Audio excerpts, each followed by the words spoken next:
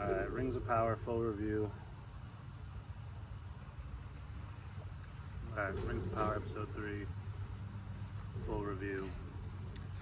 I think it was my favorite episode of the 3 so far, but probably not why you'd think. I think a lot of people were excited to see Numenor, and it was cool to see a land we've never seen, but again, for me, it was just a bunch of CGI overload, and I'm not really a huge fan of that. I prefer the bigatures or the miniatures that they used in Peter Jackson's trilogy to just the CGI stuff. So, it looks cool. It did spend $1 billion, but I wasn't impressed with just the massive amounts of CGI.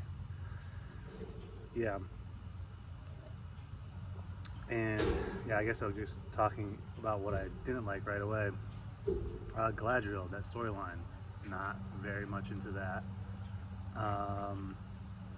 Yeah, I don't know if it's the character, maybe it's the actress, maybe it's the writing around her character, just not interested in her story. I think that the way she was kind of, by chance, the writers kind of forced her to make it to Numenor rather than have it be some sort of seamless, a visit to Numenor that would have made sense within the legendarium. They kind of just forced it in with the shipwreck thing. Don't really like that so far. And Elendil, not being shown as an important character, and his father Amandil is not even mentioned. So Amandil was a counselor to the King Pharazôn in the legendarium, but Amandil is not part of the story. And Elendil's lineage, it might have been mentioned briefly, but he is a distant relative of Elros, the brother of Elrond, and I'm not even sure that's a part of the story right now. Maybe it will be, but and his whole family line being one of the faithful Numenorians who are faithful to the Valar and to the elves. Yeah, I'm just not liking how it's being characterized. But before going into detail about that, I'll talk about what I did like about the show. Episode 3.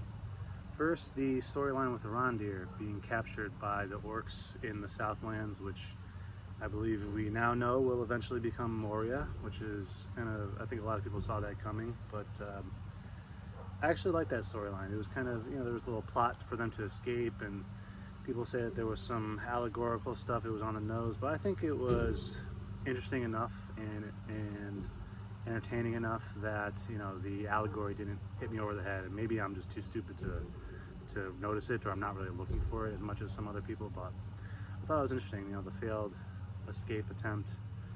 I thought that was interesting, and how that they're kind of pretty much leveling Mordor into the Mordor that we're familiar with in the Third Age. So I think that's pretty interesting. I thought it wasn't a bad plot line. Also, the Harfoots. I thought the Harfoot story about their migration and how they ultimately, a part of their migration is how they remain hidden, and how sometimes when they're migrating to a new area, some people get left behind. They don't have the time to stay behind. They're kind of in a hurry, and some people get left behind. So, but the people that do get left behind, they honor those people. And the scene where they were kind of doing the roll call of the families that were left behind, I found that quite charming and interesting. So yeah, I think good on them for actually making the Harfoots more characters that you want to root for. So good on them. Still not sure how I feel about Gandalf, not Gandalf, but apparently Meteor Man is helping out the main Hobbit family, Nori's family, I forget their name.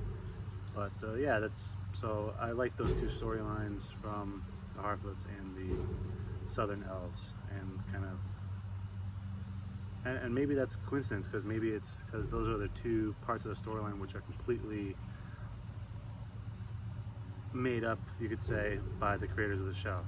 There's no lore about Harfoots really in the Second Age, and there's really not a lot of history of Mordor prior to Sauron coming to Mordor and turning it into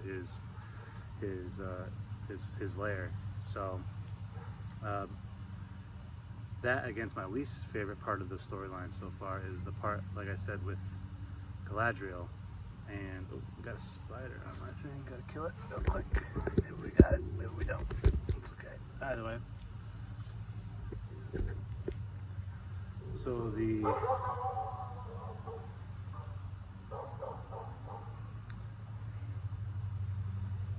So the parts with Galadriel, you know, I think this is kind of one of those things because it's so outside of the normal lore of the Second Age of Middle Earth. It just doesn't feel right. And like, for example, the fact that, you know, Elendil, his history, the history of the west, the people that live in the west of Numenor is kind of getting glossed over. The faithful, that's kind of getting glossed over a little bit. And the fact that Elendil and Isildur, they're alive before the Rings of Power have been made. That just totally throws me off because I don't know. It kind of takes away, I think, from the characterization of the heroes that eventually, the faithful heroes that have to sort of,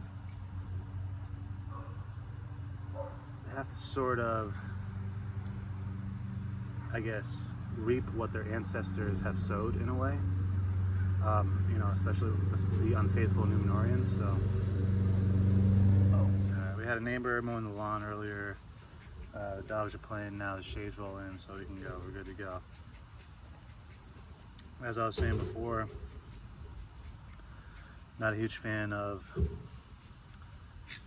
the characters at the end of the Third Age, like Elendil and Isildur. They're around before the Rings of Power are being forged, and you know, in the lore of Middle Earth, they're sort of the ones that have remained faithful for generations, and it's not just this once in a generation conflict. You know, it's this conflict between the faithful Numenorians who are faithful to the elves and the Valar versus the Kingsmen who kind of over centuries are learning to deal with their immortality, and they're not really dealing with it in a great way because they go against the Valar and they're jealous of the Valar and the elves. So, and it's essentially Elendil and his family who remain faithful that essentially have to deal with the sins of their ancestors, and that's not really, that whole thing I just described is not really playing out in the show. I think that kind of, I don't know, I think that kind of cheapens the character of Elendil and his sons, so that's how I feel about that. But yeah, we'll see. I guess, you know, the conflict between the elves and Sauron, where the Numenorians, who at the time, in the middle of the Second Age, were still faithful to the elves, had an alliance with Gil-galad. You know, they came to the rescue of the elves. That probably won't even play out in the show. So, and that's a huge part of the Legendarium. So, is the Second Age war between Sauron, the elves, the last alliance, is that all just going to get collapsed into one? That kind of, I don't know, in my opinion, that kind of stinks. So, I don't know.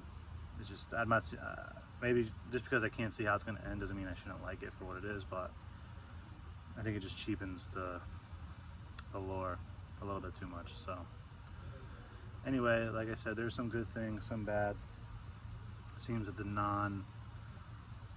totally made up portions of the story actually ended up liking more this episode. Kind of weird, but hey, it is what it is. So, looking forward to seeing episode 4. I'm going to stick through the show, at least through season 1. And if I get some good views on these videos, maybe I'll just keep going and watch the show no matter what, unless you guys know what I think. If you guys made it this far, geez, please comment. Let me know what I missed. Like, subscribe. Give me your thoughts. Cheers, guys.